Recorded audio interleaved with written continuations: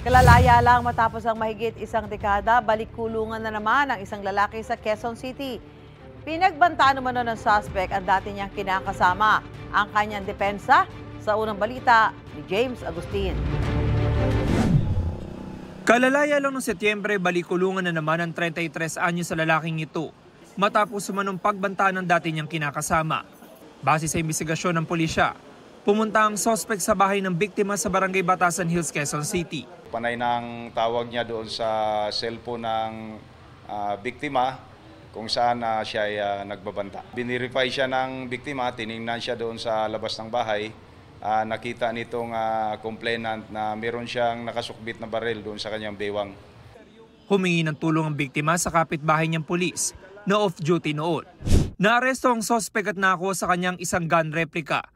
Sa police station, nagkaharap ang dating magkasintahan. So ang motibo talaga nito ay hindi matanggap nitong suspect na ang kanyang dating kinakasama ay meron ng asawa paglabas niya ng kulungan.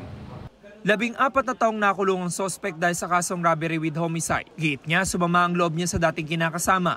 Bala ko lang po siyang puntahan ng mga time na yun. Gusto ko lang po siyang makita nun. Kasi po, para makamusta po yung kalagayan niya kasi po nagbubuntis po siya. Anak mo ba yung pinagbubuntis niya sa mo? Pero na-discover mo raw na may iba na siya kinakasama. Yung nga sabi niya nga po, ibang araw po papakilala yung ama, hindi ako. Maharap ang suspect sa mga reklamong grave threat, resistance and disobedience to a person in authority, paglabag sa Comprehensive Firearms and Ammunition Regulation Act, at Anti-Violence Against Women and Their Children Act. Ito ang unang balita. James Agustin para sa GMA Integrated News. Gusto mo bang mauna sa mga balita? Mag-subscribe na sa GMA Integrated News sa YouTube at tumutok sa unang balita.